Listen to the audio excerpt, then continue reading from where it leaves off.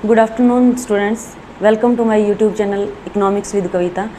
Today our study topic is Indian economy on the eve of independence. यानी जो Indian economy का first chapter है वो आज हम स्टार्ट करने जा रहे हैं। ईच एंड एवरी पॉइंट्स जो है वो NCERT की बुक से होगा, तो आप साथ के साथ जो है नोट्स बना सकते हैं। इसमें जो सबसे पहला हमारा पॉइंट रहेगा वो यही है कि इंडियन इकोनॉमी की जो बुक है हम क्यों पढ़ते हैं। सबसे पहला जो इसका जो पॉइंट है वो यही है कि इंडियन इकोनॉमी से सभी स्टूडेंट्स को फेमिलियर करवाना कि कॉलोनियल पीरियड से पहले इंडियन इकोनॉमी की क्या सिचुएशन थी, कॉलोनियल पीरियड के टाइम इंडियन इकोनॉमी की क्या सिचुएशन थी, और उसके बाद जैसे जैसे हम ग्रो अप करते जा रहे हैं तो अब जो हमारी इंडियन इकोनॉमी की सिचुएशंस हैं वो क्या चल रही हैं, क्या इसके बीच में जो है हमें प्रॉब्लम्स फेस करनी पड़ी, क्या इसके अंदर जो है रिफॉर्म किए गए और उससे क्या क्या रिजल्ट निकल कर सामने आए। तो आज ओवरऑल जो है हम इसी पे बात करेंगे। अगर मैं आपको एक सिंपल से वर्ड में बताऊं तो जो इंडियन इकोनॉमी का जो अगर हम कॉलोनियल पीरियड के टाइम की बात करें तो जो ब्रिटिश गवर्नमेंट थी उसने हमारी इंडियन इकोनॉमी को एक रॉ मटेरियल का सप्लायर बना के छोड़ दिया था।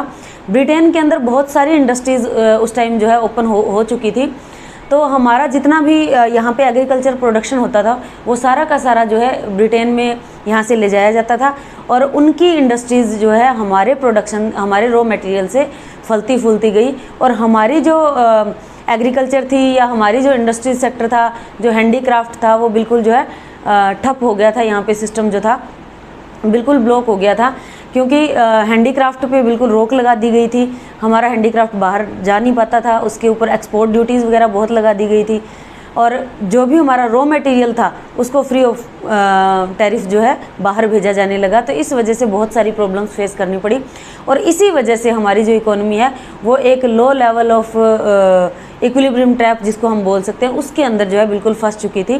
तो आज ओवरऑल जो है हम उसी पे बात करेंगे। तो सबसे पहला जो हमारा इसके अंदर पॉइंट रहेगा वो रहेगा आपका मेन टॉपिक। सबसे पहला जो है low level of economic development, यानी ब्रिटिश जो पीरियड रहा था, पूरे इंडिया का जो कॉलोनियल टाइम पीरियड रहा है उसके अंदर जो इकोनॉमिक डेवलपमेंट है वो बहुत लो लेवल की रही थी। तो वो लो लेवल की क्यों रही थी उसके बारे में थोड़ा सा बात कर लेते हैं। अगर हम ब्रिटिश पीरियड से पहले की बात करें तो हमारी जो इंडियन इकोनॉमी थी वो India was well known for its handicraft, यानी ये फर्स्ट पॉइंट इसका बनता है कि हमारा जो इंडिया की जो इकोनॉमी थी, इंडियन इकोनॉमी, वो हैंडीक्राफ्ट में बहुत फेमस थी ऑल द वर्ल्ड, और हमारे जो हैंडीक्राफ्ट था वो काफ़ी ज़्यादा जो है एक्सपोर्ट किया जाता था इंडिया से, और बहुत ज़्यादा इसकी डिमांड थी बाहर की कंट्रीज़ में। और दूसरा क्या था, agriculture was the main source of livelihood, और एग्रीकल्चर भी काफ़ी फाइन लेवल का था। अगर इसके अंदर हम बात करें टेक्सटाइल भी काफ़ी अच्छे लेवल का था, और जो प्रीशियस स्टोन्स वगैरह होते हैं उनका भी काम जो है बहुत अच्छे से इंडिया के अंदर किया जाता था। लेकिन जैसे ही ब्रिटिश गवर्नमेंट इंडिया के अंदर आई तो उसने जो है हमारी इकोनॉमी को एक इंडियन इकोनॉमी ट्रांसफॉर्मिंग इनटू ए रॉ मटेरियल्स सप्लायर, यानी इंडियन इकोनॉमी को एक रॉ मटेरियल का सप्लायर बना दिया। ये हुआ कैसे कि उन्होंने जो हमारे इंडियन एग्रीकल्चर में जितने भी जो फार्मर्स थे उनको फोर्स किया कि आप जो है जूट, कॉटन या मसलिन जो होती थी हमारी, या इंडिगो जैसी जो एग्रीकल्चर है जो उनके लिए बेनिफिशियल थी, उन्होंने किसानों को, फार्मर्स को फोर्स किया कि आप सिर्फ वही जो है अपना ग्रो करो एग्रीकल्चर के अंदर, और वो जो है जितना ज़्यादा ग्रो किया जाता वो सारा अपनी कंट्री के अंदर एज ए रॉ मटेरियल वो यूज़ करते हैं अपनी इंडस्ट्रीज़ के अंदर, और मैन्युफैक्चर्ड गुड बनाकर और इंडिया को जो है एक कंज्यूमर बना दिया मैन्युफैक्चर्ड गुड का। तो सेकंड पॉइंट इसमें क्या होगा आपका, कंज्यूमर ऑफ फिनिश्ड गुड, यानी हम जो है सप्लायर तो बन गए रॉ मटेरियल के और कंज्यूमर बन गए मैन्युफैक्चर्ड गुड के। अब सीधी सी बात है, इंडियन इकोनॉमिक जो डेवलपमेंट थी वो लो इसलिए हुई क्योंकि हमने सप्लाई जो चीज़ों की वो थी रॉ मटेरियल, और उनके रेट बहुत कम हुआ करते थे। लेकिन अब हम कंज्यूमर किसके थे, फिनिश्ड गुड के, और फिनिश्ड गुड जो मैन्युफैक्चर्ड गुड होती हैं वो काफ़ी कॉस्टली होती हैं। तो इस वजह से हमारी इंडियन इकोनॉमी की जो ग्रोथ थी वो एक टाइप से हम कह सकते हैं कि रिवर्स ही हो गई थी। ग्रोथ के भी हम डाटा जो है आगे बात करेंगे। थर्ड क्या है, no estimation of national income, कि ब्रिटिश टाइम पीरियड के अंदर जो है इंडियन इकोनॉमी के जो नेशनल इनकम है उसके बारे में कोई एस्टिमेशन नहीं हुआ, ना कोई पर कैपिटा का एस्टिमेशन हुआ, ना एवरेज इनकम का कोई एस्टिमेशन हुआ। उसके बाद अगर हम बात करें तो दादा भाई नारोजी या डिगबॉय जैसे फिंडले सिराज और VKR राव, ये जो मेन हमारे जो विशेषज्ञ थे, इन्होंने जो है अपनी टीम बनाई, और मेनली अगर हम इसके अंदर बात करें तो जो नेशनल इनकम का जो एस्टिमेशन था वो मेनली इंडिया के अंदर किया था VKR राव ने, VKRV राव, जिन्होंने इंडिया की जो नेशनल इनकम है उसका एस्टिमेशन किया और इसके बारे में बताया कि जो हमारी इंडियन इकोनॉमी की जो ग्रोथ है वो कितनी है, ग्रोथ है सिर्फ 2%। और एनुअल अगर हम ग्रोथ की बात करें, एनुअल ग्रोथ की बात करें तो वो थी सिर्फ 0.5% एनुअली। यानी जो इंडियन इकोनॉमी की जो ग्रोथ है वो बिल्कुल लो लेवल की थी। 2% ग्रोथ एक हम ये कहेंगे नाम मात्र ग्रोथ हम कह सकते हैं। तो VKRV राव ने जो है ये डाटा जो है एस्टिमेट किया और उनके अकॉर्डिंग उन्होंने बताया कि जो हमारी इंडियन इकोनॉमी की ग्रोथ है वो सिर्फ 2% है और एनुअल अगर हम ग्रोथ देखें तो सिर्फ 0.5% है। तो ये जो सारी सिचुएशन रही थी, ये low level of economic development ये पूरा ब्रिटिश जो टाइम पीरियड था उसके अंदर रही। इसके बाद जो है हम इसके जो अदर पॉइंट्स हैं उनके बारे में बात कर लेते हैं। पूरा ओवरऑल स्टडी करेंगे वो ये हैं। सबसे पहले हम एग्रीकल्चर सेक्टर की स्टडी करेंगे, उसके बाद इंडस्ट्रियल सेक्टर की, उसके बाद फॉरेन ट्रेड की, उसके बाद डेमोग्राफिक कंडीशन, उसके बाद ऑक्यूपेशनल स्ट्रक्चर, उसके बाद इंफ्रास्ट्रक्चर और उसके बाद कंक्लूजन। यानी ओवरऑल जो है आपका पूरा चैप्टर इन 5-6 पॉइंट्स के अंदर जो है समअप होएगा। तो सबसे पहला जो आपका आता है एग्रीकल्चर सेक्टर। तो एग्रीकल्चर सेक्टर में पहले मैंने पॉइंट राइट किए, ये सारे पॉइंट बनते हैं कि हमारा जो एग्रीकल्चर सेक्टर था वो स्टैग्नेंट किस वजह से था। स्टैग्नेंट यानी उसकी जो ग्रोथ है वो स्टॉप कैसे हो गई थी, रुक कैसे गई थी। तो उसके कुछ एक पॉइंट्स हैं। सबसे पहला है आपका लैंड सेटलमेंट सिस्टम। यानी ब्रिटिश गवर्नमेंट के टाइम जो जमींदार हैं वो क्या करते थे, ये जो जमींदार हैं ये इनको किसने हायर किया था, इनको ब्रिटिश गवर्नमेंट ने हायर किया था। और उन्होंने ये सिस्टम बनाया कि जो ब्रिटिश गवर्नमेंट है उसने ये कहा कि आपको क्या करना है, आपको कल्टीवेटर से, कल्टीवेटर यानी जो एक्चुअल में खेती करते हैं ज़मीन के ऊपर, एक्चुअल में जो टिलर्स हैं, उनसे आपको क्या करना है, उनसे आपको एक फ़िक्स रेट में जो है लगान इकट्ठा करना है, रेवेन्यू इकट्ठा करना है, टैक्स जिसको हम बोल सकते हैं, लगान जिसको बोलते हैं। तो आपको वो कलेक्ट करना है और वो जो है किसको सबमिट करवाना है, ऊपर फिर गवर्नमेंट को सबमिट करवाना है। तो इस तरीके से इन्होंने जो है एक से दूसरी और तीसरी ये 3 लेयर बना दी थी। सबसे पहले लैंड सेटलमेंट सिस्टम में क्या था कि गवर्नमेंट यानी ब्रिटिश गवर्नमेंट इन्होंने ज़मींदार को रखा और इनको काफ़ी सारे लैंड पैचेस जो है प्रोवाइड करवा दिए और इन्होंने आगे जो है कल्टीवेटर्स को यानी टीलर्स को हायर कर लिया। और ये टीलर्स क्या करते थे, ये इनको टैक्स देते थे और ये उनमें से एक फिक्स्ड अमाउंट जो है ब्रिटिश गवर्नमेंट को देते और बाकी जितना भी बचता वो अपने पास रख लेते। और इस वजह से जो है कल्टीवेटर्स के ऊपर हर टाइम जो है एक प्रेशर बढ़ता गया लगान का और इस वजह से जो है उनकी कंडीशन बहुत बुरी हो गई और वो अपनी एग्रीकल्चर के अंदर कोई भी इम्प्रूवमेंट नहीं कर पाए। और इस वजह से हमारी जो लैंड सेटलमेंट सिस्टम था वो हमारे एग्रीकल्चर सेक्टर को बिल्कुल लो लेवल पे रखने में एक मेन रीज़न बना। दूसरा था कमर्शियलाइजेशन ऑफ एग्रीकल्चर। अब कमर्शियलाइजेशन ऑफ एग्रीकल्चर का सिस्टम क्या था कि ब्रिटिश गवर्नमेंट ने क्या किया कि ब्रिटिश गवर्नमेंट ने हमारे टिलर्स को पहले तो ये जो है इंटरेस्ट दिखाया कि आप जो है जैसे फूड ग्रेन के अलावा जो है एग्रीकल्चर कीजिए और बाकी सारी जो क्रॉप्स हैं जैसे कि जो कमर्शियल क्रॉप्स होती हैं इसमें हम ले सकते हैं जैसे जूट हो गया, कॉटन हो गया, शुगर केन हो गया। तो उन्होंने कहा कि आप इस तरीके की प्लांटेशन जैसे टी या कॉफ़ी हम ले सकते हैं। तो आप उन्होंने कहा कि आप इस तरीके की जो क्रॉप्स है वो ग्रो कीजिए और हम उसके बदले में आपको अच्छे जो है रेट्स प्रोवाइड करवाएंगे। लेकिन उन्होंने सिर्फ थोड़े टाइम के लिए तो रेट प्रोवाइड करवाए, लेकिन उसके बाद ये सिर्फ उन्होंने किया था अपने फैक्ट्रीज़ को अच्छे से रॉ मटेरियल प्रोवाइड करवाने के लिए। तो फूड ग्रेन की भी हमारे जो एक्चुअल में जो हमारे कल्टीवेटर्स थे, जो टिलर्स थे, उनको एक्चुअल में फूड ग्रेन की भी बहुत ज़्यादा प्रॉब्लम आई और वो कमर्शियलाइजेशन की वजह से भी हमारी एग्रीकल्चर जो थी एक्चुअल में तो हमें बेनिफिट होना था। हालांकि अगर हम एक्चुअल में देखें तो एक्सपोर्ट जो होता था जितना सामान उसके बदले में हमारी इनकम भी काफ़ी अच्छी होती थी, लेकिन वो सारी की सारी ब्रिटिश गवर्नमेंट जो है अपने ऊपर यूज़ कर लेती थी। इस वजह से ये जो कमर्शियलाइजेशन ऑफ एग्रीकल्चर है ये भी हमारे जो फार्मर है उनके लिए बहुत ही लॉसफुल रहा।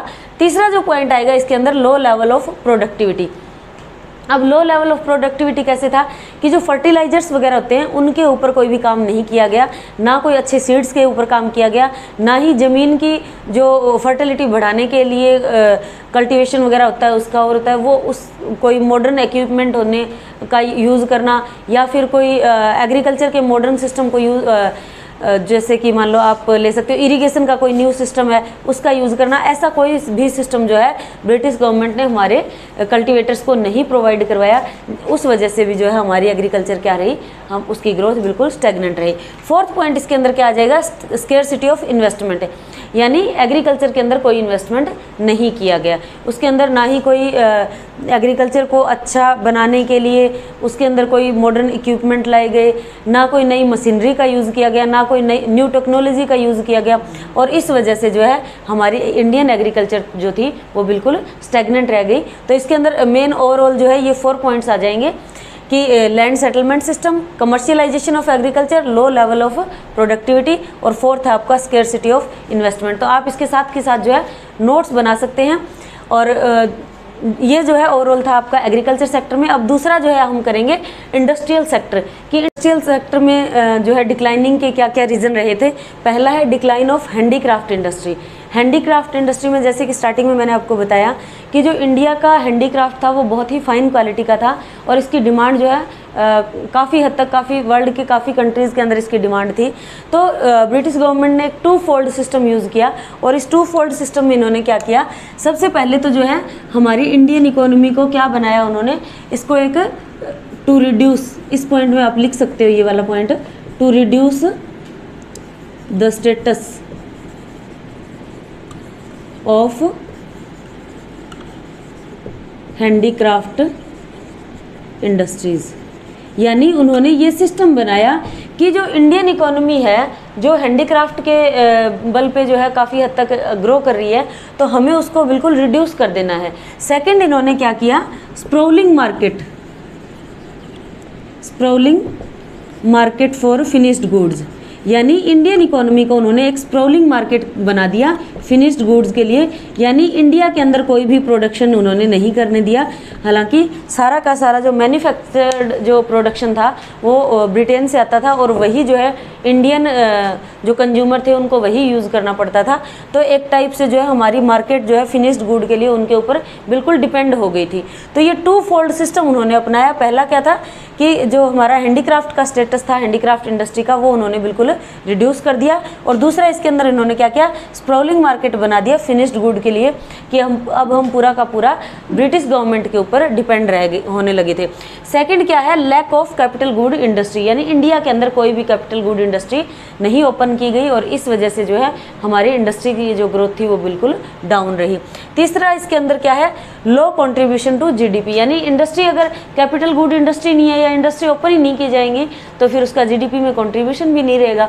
तो लो कंट्रीब्यूशन टू जीडीपी, यानी हमारा जो ग्रोस डोमेस्टिक प्रोडक्ट था उसके अंदर हमारे इंडस्ट्री का सेक्टर बिल्कुल कम था। फोर्थ पॉइंट क्या है, मैन्युफैक्चर्ड गुड फ्रॉम ब्रिटेन, यानी हमारे कंट्री के अंदर ज़्यादा से ज़्यादा जो है इंपोर्ट किया जाता था मैन्युफैक्चर्ड गुड का ब्रिटेन से, क्योंकि उन्होंने पॉलिसी यही बनाई थी कि हैंडीक्राफ्ट अगर हम बाहर भेजते तो उसके ऊपर बहुत ज़्यादा एक्सपोर्ट ड्यूटीज़ लगा दी गई ताकि इंडिया का जो सामान है वो बाहर बहुत ज़्यादा कॉस्टली होकर जाए जिससे कि उसकी डिमांड ना हो आगे।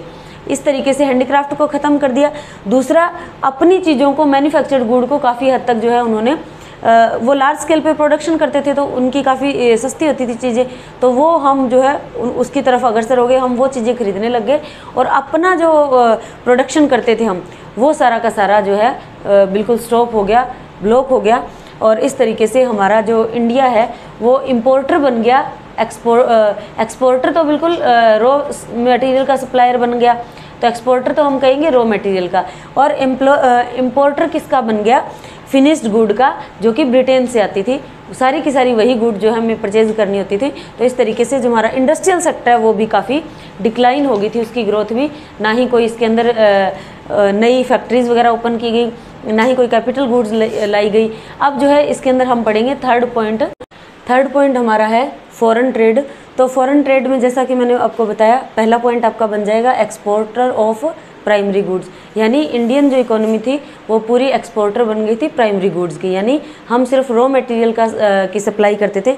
तो इसके अंदर आप जैसे ले सकते हो, इसके अंदर हम जो है जैसे जूट हो गया या कॉटन हो गया या दूसरा जो है आपका सिल्क हो गया, टी, कॉफ़ी, इंडिगो, ये सारी गुड्स जो है हम उनको एज ए रॉ मटेरियल उनको सप्लाई करते थे, और वहाँ जो जाकर है वो अपनी फैक्ट्रीज़ को के अंदर इनका मैन्युफैक्चर करते थे, और उन मैन्युफैक्चर्ड गुड को फिर दोबारा से हमें ही दोबारा से वो सेल कर देते, यानी इंपोर्ट कर देते थे, और हम जो है उन मैन्युफैक्चर्ड गुड के जो है कंज्यूमर बन गए थे।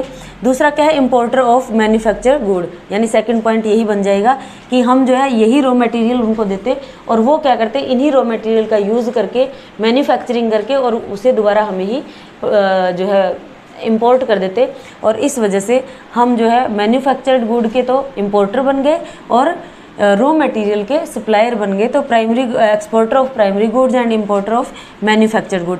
तीसरा जो पॉइंट है वो सबसे मेन है, तो इसमें क्या कहा गया है कि control of British government on foreign trade, यानी इंडियन इकोनॉमी के अंदर से जितना भी फॉरेन ट्रेड हुआ करता था, चाहे वो एक्सपोर्ट है चाहे इंपोर्ट है, उसके ऊपर एक टाइप से हम कहेंगे कि जो ब्रिटिश गवर्नमेंट है इसने अपनी मोनोपोली कर ली थी।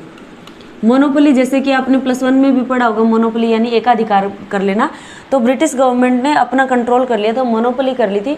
और 1869 में जो है स्वेज कनाल बनाई गई थी, और स्वेज कनाल के थ्रू जो है वो क्या करते थे, अपना सारा का सारा एक्सपोर्ट करते थे, यहाँ से जितना भी रॉ मटेरियल भेजना था अपनी इंडस्ट्रीज़ को वो सप्लाई करते थे। तो अपनी उनका जो मेन टारगेट था वो यही था कि यहाँ से जितना भी रॉ मटेरियल सप्लाई होता है वो पूरा का पूरा अपनी फैक्ट्रीज़ के लिए रॉ मटेरियल को प्रोवाइड करवाना। तो अब स्वेज कनाल के थ्रू जो है उनके लिए और भी ज़्यादा हेल्पफुल हो गया था अपनी जो फैक्ट्रीज है उनके लिए रॉ मटेरियल को सप्लाई करवाना। सेकंड इसके अंदर क्या था कि जैसे ही उन्होंने हमारे इंडियन फॉरेन ट्रेड के ऊपर उन्होंने मोनोपोली जमाई, तो उन्होंने क्या किया, यहाँ का जो भी सिस्टम था इंडस्ट्रीज़ वगैरह का, उनके ऊपर इनका कोई ध्यान नहीं था। उन्होंने जैसे वहाँ से जितना भी हमें गेन होता, यानी रॉ मटेरियल को सेल करने के बाद भी काफ़ी सरप्लस हमारे पास बचता था, वो सारा का सारा सरप्लस भी ब्रिटिश गवर्नमेंट कैसे यूज़ करती थी, वो अपने ऑफिस सेटअप के लिए जो है वो सारा का सारा खर्चा जो है करती थी, ना कि उन्होंने कोई भी यहाँ पे जैसे फॉरेन एक्सचेंज हम कह सकते हैं भी, कोई सिल्वर हो गया, गोल्ड वगैरह हो गया, वो इकट्ठा करना, वो कुछ भी नहीं था। वो अपने ऑफिस सेटअप के लिए वो सारा का सारा एक्सपेंस करते थे। इंडियन इकोनॉमी पे उन्होंने कोई भी ऐसा सेटअप या कोई भी ऐसा खर्चा जो है एक्सपेंस नहीं किया था। जितना भी इनकम वहाँ से होती थी, जितना भी सरप्लस होता था, वो सारा का सारा उन्होंने अपने ऑफिस सेटअप के लिए यूज़ किया। हालांकि अगर हम फर्स्ट वर्ल्ड वॉर हुआ था उसमें भी उन्होंने हमारे यहाँ से जितना भी उनकी इनकम हुई वो सारी की सारी इंडियन इकोनॉमी की उन्होंने यूज़ की थी वॉर के अंदर भी। और सेकेंडली अगर हम बात करें तो उस टाइम जो है साइलोन जैसे कि श्रीलंका और ईरान, ऐसे कंट्रीज़ को उन्होंने अलाउ किया था, चाइना, इन कंट्रीज़ को उन्होंने अलाउ किया था कि वो दूसरी रेस्ट ऑफ द वर्ल्ड के साथ अपना एक्सपोर्ट और इंपोर्ट आसानी से कर सकते हैं, लेकिन हमें जो है अलाउ नहीं किया गया। ब्रिटिश गवर्नमेंट ने पूरा का पूरा मोनोपोली इंडियन इकोनॉमी पे कर ली थी, तो इस वजह से हमारा फॉरेन ट्रेड भी क्या था, हमारे लिए बिल्कुल भी बेनिफिशियल नहीं था। उसमें जो भी सरप्लस होता था वो अपने खुद के बेनिफिट के लिए यूज़ करते थे, अपने ऑफिस सेटअप वगैरह के लिए वो यूज़ करते थे। तो इस तरीके से हमारा फॉरेन ट्रेड भी उस टाइम क्या था, ब्रिटिश कॉलोनियल पीरियड में बिल्कुल हमारे लिए लॉस वाला था। हम जो है फॉरेन ट्रेड और इंडस्ट्रियल स्ट्रक्चर और एग्रीकल्चर स्ट्रक्चर का कर चुके हैं। नेक्स्ट जो हमारा पॉइंट आता है वो है डेमोग्राफिक कंडीशन, कि कॉलोनियल पीरियड के टाइम जो हमारी डेमोग्राफिक कंडीशंस क्या थी। तो इसमें जो है सबसे पहले पॉपुलेशन सेंसस जो है, मतलब पॉपुलेशन के जो डाटा है वो 1881 में कलेक्ट किए गए, और उसके बाद जो है 1921 में, और उसके बाद जो है ये 10 ईयर के पीरियड के बाद जो है काउंट किए जाते हैं। उसके बाद सेकंड जो है इसके अंदर population growth and total population both not high, कि दोनों ही बहुत हाई नहीं थे, ना ही तो पॉपुलेशन ग्रोथ बहुत ज़्यादा हाई थी और ना ही टोटल पॉपुलेशन जो है हमारी बहुत ज़्यादा हाई थी। नेक्स्ट जो पॉइंट आता है वो है लिटरेसी लेवल का, कि लिटरेसी लेवल जो था वो बहुत कम था, 16% से भी कम था। अराउंड हम कह सकते हैं कि 12% के अराउंड जो है 12% के अराउंड जो है हमारा लिटरेसी लेवल था। लेकिन करंट की अगर हम बात करें तो अब जो हमारा जो लिटरेसी लेवल है वो 70% है, यानी ये जो डाटा है ये मैं साथ आपको जो है करंट का डाटा करवा रही हूँ कि अब जो हमारा लिटरेसी लेवल है वो 74% है।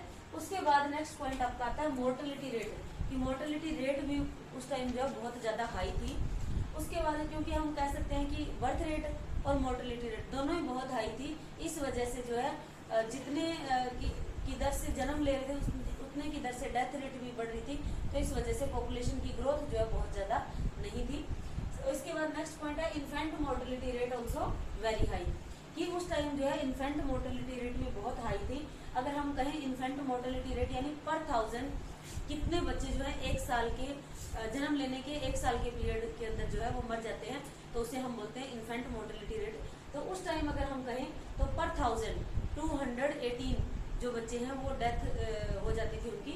लेकिन अब जो करंट का जो डाटा है वो है आपका, ये करंट का है 28, करंट के जो डाटा है उसके अकॉर्डिंग ये है 28, कि अब जो इन्फेंट मोर्टेलिटी रेट है एट प्रेजेंट वो है 28 पर 1000। तो ये जो डाटा है ये पूरे SRS की साइट से लिखे हुए हैं, कोई भी फेक डाटा इसमें यूज नहीं किया गया है। तो आप इनको जो है NVS के पेपर में भी अच्छे से यूज कर सकते हैं और +2 लेवल तक ये बहुत ज़्यादा इंपॉर्टेंट है। उसके बाद नेक्स्ट जो पॉइंट आता है आपका है लाइफ एक्सपेक्टेंसी 44 ईयर्स, यानी ब्रिटिश पीरियड के अंदर अगर हम देखें तो उस टाइम ना तो हेल्थ फैसिलिटीज बहुत अच्छी थी, जो वैद्य वगैरह से ही लोग जो है इलाज करवाते थे अपना। तो अगर हम करें तो बीमारियां भी बहुत ज़्यादा थी उस टाइम में, और ना ही उनके कोई सॉल्यूशंस थे, ना कोई इलाज थे उनके लिए, ना कोई मेडिसिन थी। तो उस टाइम जो लाइफ एक्सपेक्टेंसी थी और जो है एवरेजली अगर हम करें तो 44 ईयर्स थी, और एट प्रेजेंट अगर हम लाइफ एक्सपेक्टेंसी देखें तो वो हमारी जो है 69 ईयर्स है। इसके बाद नेक्स्ट जो आपका पॉइंट NVS के पेपर में भी पूछा जा सकता है, और +2 लेवल में भी काफ़ी बार ये डाटा जो है CBSE के बोर्ड में या HBSE के बोर्ड में पूछ लिया जाता है करंट का डाटा। तो इसमें जो है बर्थ रेट एट प्रेजेंट जो है 19.5 है, और डेथ रेट जो है पहले 7 पॉइंट के अराउंड थी, अब जो है 6% डेथ रेट है। तो ये जो है डाटा आपके लिए बहुत ही ज़्यादा हेल्पफुल है। नेक्स्ट हमारा आता है ऑक्यूपेशनल स्ट्रक्चर।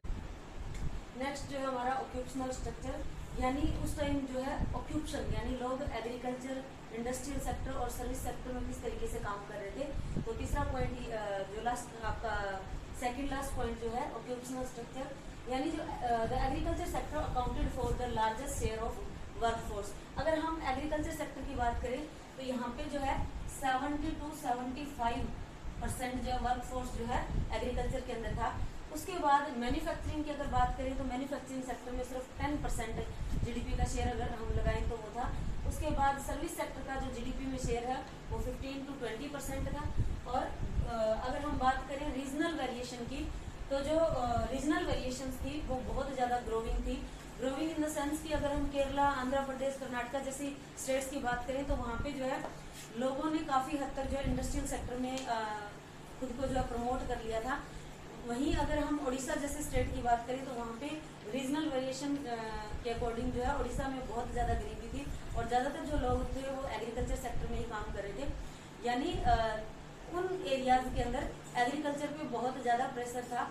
और केरला, कर्नाटका, मध्य प्रदेश ऐसे ये जो स्टेट्स है इनके अंदर काफ़ी हद तक जो है लोग जो इंडस्ट्रियल सेक्टर में काम करना स्टार्ट कर दिया था लोगों ने। तो इस तरीके से इंडिया के अंदर अलग अलग स्टेट के अंदर जो वेरिएशंस था वो अलग अलग था। कुछ एक स्टेट्स काफ़ी रिच थे और कुछ एक स्टेट्स जो है काफ़ी कमज़ोर थे उस टाइम। और अगर अब भी हम बात करें तो केरला की अगर हम बात करें तो बर्थ रेट है, डेथ रेट है, इन सब में उसने इम्प्रूवमेंट कर लिया है। सेक्स रेशियो सबसे अच्छा है केरला का। अगर एजुकेशन लिटरेसी रेशियो की बात करें तो वो भी केरला का सबसे अच्छा है। तो वही चीज़ें जो है अब तक भी कहीं ना कहीं वेरी कर रही हैं, वो चीज़ें आज तक भी जो है हमारे इंडिया के स्टेट्स के ऊपर अब तक भी इम्पैक्ट डाल रही हैं। तो ये ओवरऑल जो है आपका ऑक्यूपेशनल स्ट्रक्चर का था। इसके बाद नेक्स्ट अपना पॉइंट आता है इंफ्रास्ट्रक्चर सिचुएशंस क्या थी उस टाइम, यानी ब्रिटिश कॉलोनियल पीरियड में। तो नेक्स्ट पॉइंट वो करवा। नेक्स्ट हमारा जो टॉपिक है इंफ्रास्ट्रक्चर। तो इंफ्रास्ट्रक्चर की भी अगर हम बात करें तो जितना भी इंफ्रास्ट्रक्चर ब्रिटिश टाइम में ब्रिटिश गवर्नमेंट ने बनाया था वो उनके सेल्फ मोटिव के लिए था, उनके सेल्फिश जो इंटरेस्ट थे उनके लिए था। अगर हम बात करें कि बेसिक इंफ्रास्ट्रक्चर जैसे कि रेलवे, पोर्ट्स, पोस्ट या टेलीग्राफ वगैरह है, ये सारे के सारे जो उन्होंने डेवलप किए थे उन्होंने अपने बेनिफिट के लिए डेवलप किए थे। रेलवे का तो सबसे ज़्यादा यूज जो है उन्होंने यहाँ से रॉ मटेरियल को ले जाने के लिए किया था। उसके बाद उन्होंने जो है उस टाइम स्वेज कनाल का जो मैं आपको बता रही थी कि वो भी उन्होंने एक सिस्टम बना लिया था। स्वेज कनाल के थ्रू भी वो जो है एक्सपोर्ट और इंपोर्ट का काम करते थे, यानी यहाँ से सारा का सारा रॉ मटेरियल स्वेज कनाल के थ्रू जो है पोर्ट के रास्ते से वो ले जाते थे, और उसी के रास्ते से जो है फिर बाद में वो इम्पोर्ट भी वहाँ से जो है अपना सामान भी लेके आने लगे थे, जैसे मैन्युफैक्चरिंग गुड्स वगैरह। तो इस तरीके से पूरा जो बेसिक इंफ्रास्ट्रक्चर उन्होंने डेवलप किया था वो उन्होंने अपने सेल्फ मोटिव के लिए किया था, उससे इंडिया के लोगों को कोई बेनिफिट नहीं था। लेकिन फिर भी हम ये कह सकते हैं कि रेलवे जो है हमें ब्रिटिश गवर्नमेंट की देन है, और उससे बाद की जो हम अगर लाइफ कहें हमारी कि आफ्टर फ्रीडम जो है उसका हमें काफ़ी हद तक बेनिफिट भी हुआ। सेकंड जो है इसके अंदर है द इनलैंड वाटरवेज, यानी सुएज कनाल का जैसे मैं आपको बता रही हूँ कि उन्होंने वाटरवेज भी बनाए, लेकिन वाटरवेज का जो है काफ़ी अनइकोनॉमिकल प्रूव हुआ, ये काफ़ी कॉस्ट आई इसके ऊपर, लेकिन इसका बेनिफिट इतना नहीं हुआ। तो ये जो है बट प्रूव्ड अनइकोनॉमिकल, यानी ये बहुत इकोनॉमिक नहीं रहा था, कॉस्ट ज़्यादा थी और इससे कोई बेनिफिट इतना नहीं था। थर्ड जो आपका इसके अंदर पॉइंट आता है expensive system of electronic telegraph, कि उन्होंने जो है इंडिया के अंदर इलेक्ट्रॉनिक टेलीग्राफ का सिस्टम बनाया, और वो जो है सिर्फ उन्होंने लॉ एंड ऑर्डर के लिए किया था, कि वो इंडिया के अंदर जो है लॉ एंड ऑर्डर को मेंटेन करके रख सके। लॉ एंड ऑर्डर के लिए उन्होंने जो है टेलीग्राफ सिस्टम बनाया था। तो ओवरऑल जो है उन्होंने अगर हम बात करें ब्रिटिश गवर्नमेंट के टाइम की, कॉलोनियल पीरियड के टाइम की, तो ये पूरी जो सिचुएशन है, अगर हम फॉरेन ट्रेड की बात करें, अगर हम डेमोग्राफिक कंडीशंस की बात करें, अगर हम एग्रीकल्चर सिस्टम की बात करें, इंडस्ट्रियल सेक्टर की बात करें, तो सारे ही सेक्टर जो है इंडियन के वे ऑफ से देखें तो बिल्कुल लो लेवल पे थे।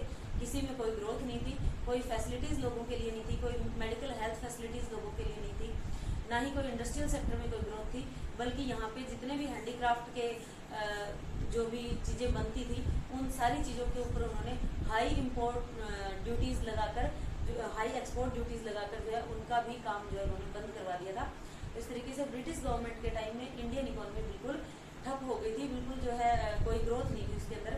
अगर ओवरऑल जो मैं आपको बताऊं तो 2% की ग्रोथ थी, और एनुअल अगर बात करें तो 0.5% के अकॉर्डिंग इसके अंदर ग्रोथ थी। तो ओवरऑल अगर हम कंक्लूजन की बात करें तो कंक्लूजन में भी हम यही कह सकते हैं कि इंडियन एग्रीकल्चर में ज़्यादातर लोग जो है काम कर रहे थे, इंडस्ट्रियल सेक्टर की तरफ किसी का कोई रुझान नहीं था। तो एग्रीकल्चर के अंदर भी बिल्कुल लो प्रोडक्टिविटी थी, और जो उसकी अगर हम बात करें इक्विपमेंट्स वगैरह की, तो वो कोई भी इक्विपमेंट या कोई फर्टिलाइजर वगैरह नहीं यूज़ हो रहा था, और एक टाइप से डिस्गाइज्ड अनएम्प्लॉयमेंट बहुत ज़्यादा था एग्रीकल्चर सिस्टम के अंदर। तो ओवरऑल ये जो है आपके पूरा चैप्टर था। नेक्स्ट चैप्टर इसके बाद हम करेंगे कि 1950 के बाद जो है इंडियन इकोनॉमी का सिचुएशंस कैसे रही। तो ये पूरा जो है आपको बेनिफिशियल रहेगा +2 लेवल तक भी, और इंडियन इकोनॉमी से रिलेटेड जितने भी कॉम्पिटिटिव एग्जाम में क्वेश्चन आते हैं तो यहाँ से जो है आप NCERT का पूरा टॉपिक आइए तो यहाँ से कवर कर सकते हो। Thank you for watching the video.